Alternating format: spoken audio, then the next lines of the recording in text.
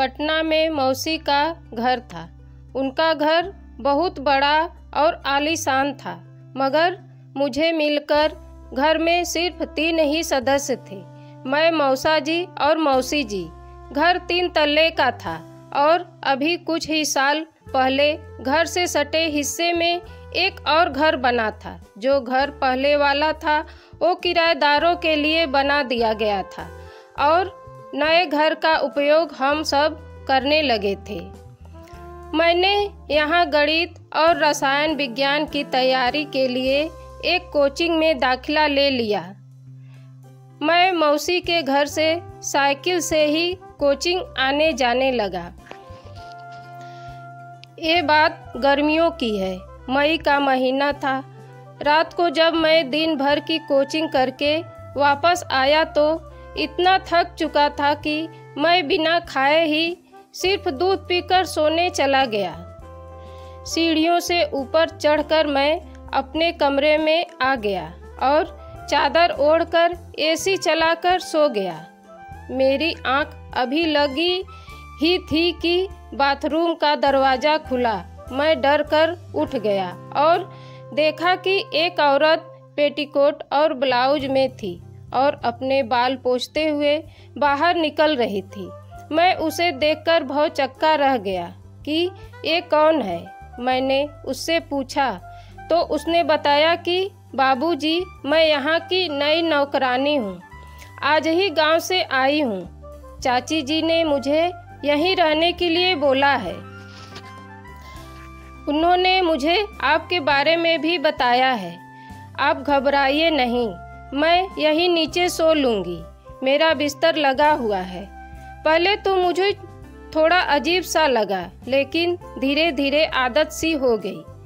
यही नहीं, अब वो घर के हर काम के साथ साथ मेरा भी हर तरीके से ख्याल रखने लगी थी। वह देखने में बहुत खूबसूरत, भरे पूरे बदन की थी। आँखों में एक अजीब सी कशिश थी। एक रात मैं बाथरूम जाने के लिए उठा तो मैंने देखा कि मेरे बगल में, बिस्तर के बगल में नीचे चटाई पर लेटी हुई थी। उसके कपड़े अस्त व्यस्त थे। मैं उसे को देखे जा रहा था। उसका नशा इस तरह मेरे पर चढ़ा, मुझे पता ही नहीं चला। मैं उसके काफ़ी करीब पहुंच गया। मेरी सांसें बहुत तेज थी, शायद उसी से आँख उसकी खुल गई। मैं तुरंत अपने बेड के नीचे झांकने लगा। उसने पूछा, क्या है बाबूजी? मैं बोला कि मेरी एक किताब नहीं मिल रही है, पता नहीं कहाँ रख दी मैंने। तो वो उठी और किताब रैक पर से उतार कर मुस्कुराती हुई मेरी तरफ देखने लगी। उसकी इस नशीली मुस्कान से मेरे तो होश ही उड़ गए कि अब तो मेरी चोरी पकड़ी गई। मैंने उससे कहा, ये मेरी किताब नहीं है, एक दोस्त ने दी है। अगर नहीं मिलती तो मुझे दूसरी खरीद कर देनी पड़ती। लेकिन वह समझ चुकी थी मैं क्या कर रहा था। वह बोली, मना की, आप बड़े हो गए हैं, पर यह सब गंदी बात है। उसके बाद कुछ दिन मैं डर के मारे शांत रहा, लेकिन फिर भी अब मेरा बार बार मन करता कि काश मैं उसे अपना बना लूं, लेकिन मैं उससे ये सब कैसे बोल सकता था।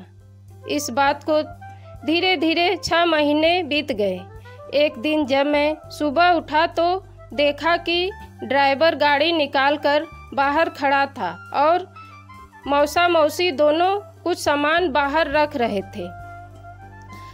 मुझे कुछ समझ नहीं आया तो मैंने मौसा से पूछा, आप लोग कहीं जा रहे हैं? तो उन्होंने बताया कि गांव पर कुछ ज़रूरी काम है, 1 हफ्ते के लिए गांव जा रहे हैं।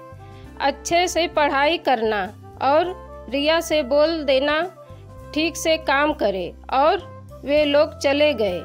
अब मैं और नौकरानी रिया 2 ही लोग थे। वह किचन में थी। मैंने हिम्मत करके गया और पीछे से कसकर पकड़ लिया तो वह बोली, छोड़ो नहीं तो फ़ोन करके चाची से बता दूंगी। मैंने उसे छोड़ दिया और हर तरीके से उसे मनाने लगा। वह नहीं मानी तो मैं उसे पैसे देने की बात की तो वह 2000 पर मानी और फिर हम दोनों एक हफ्ते तक एक साथ एक बिस्तर पर रहे। उसके बाद मौसा आ गए, सब नॉर्मल चलने लगा। पढ़ाई पूरी करके घर वापस आ गया। धन्यवाद।